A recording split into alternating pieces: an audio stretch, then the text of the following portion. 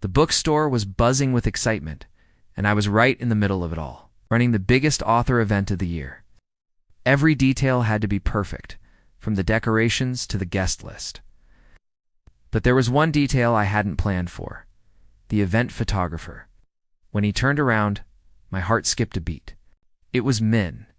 We both froze for a second, then immediately looked away, a silent agreement to pretend we were strangers. It was going to be a long day, so if things weren't complicated enough, Hong showed up. He said he was just there to make sure I was okay, but his presence created a heavy, unspoken tension that settled over the three of us. The air was so thick you could cut it with a knife. I tried to focus on my work, directing staff and greeting guests, but I could feel their eyes on me. Min from behind his camera lens, and Hone from the corner of the room. I caught glimpses of Min throughout the day. He was professional, moving through the crowd with a quiet confidence. But every now and then, I'd see his camera linger on me just a little too long. He wasn't just taking event photos.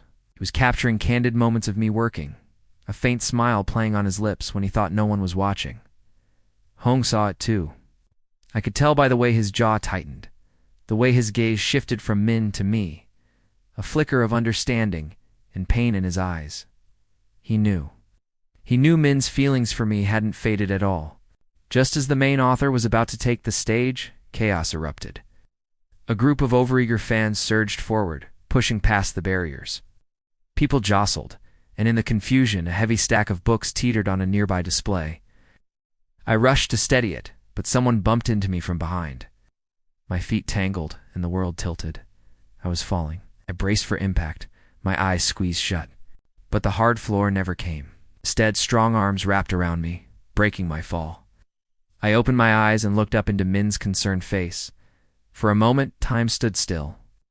It was just the two of us, the noise of the crowd fading into a distant hum. He gently helped me to my feet.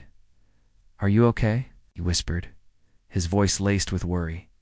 He scanned my arms and knees for scrapes, his touch sending a jolt through me.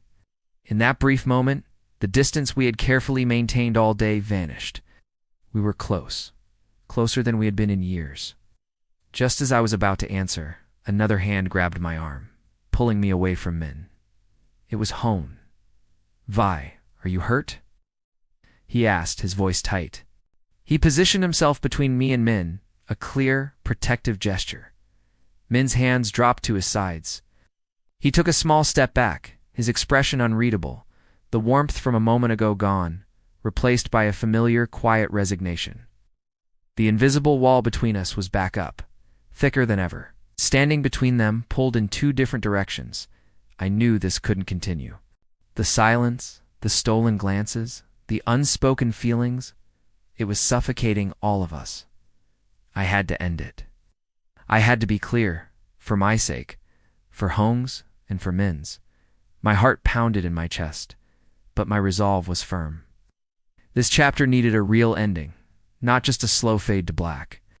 As the event wound down and the last of the guests trickled out, I gathered my courage. I walked over to Min, who was packing up his equipment.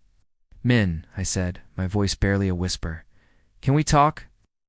After this is all over, he stopped what he was doing and looked at me, really looked at me for the first time all day. A mix of surprise and hope flickered in his eyes. He simply nodded. "I'll wait for you by the old willow tree behind the store." My shift finally ended. I rushed to the willow tree, my heart a frantic drum against my ribs. He was there, just as he promised. But as I got closer, I saw another figure approaching him from the opposite direction. It was Hong.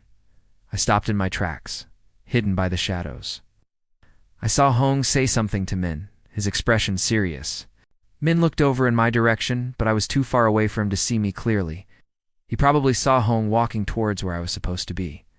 Then I watched as Min's shoulders slumped. He gave a small, sad nod, turned, and walked away into the night. My heart shattered. He thought I'd chosen Hong. He thought I'd asked him here just to let him down gently, with Hong by my side. I sank to the ground, the fight draining out of me. I waited, foolishly hoping he might come back. The sky turned from dusk to inky black.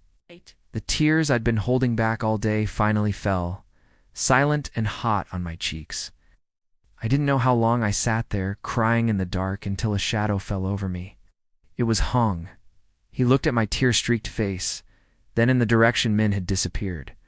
In that moment, a devastating realization dawned on his face. He finally understood. The man I was crying for, the man I had been waiting for, was not him.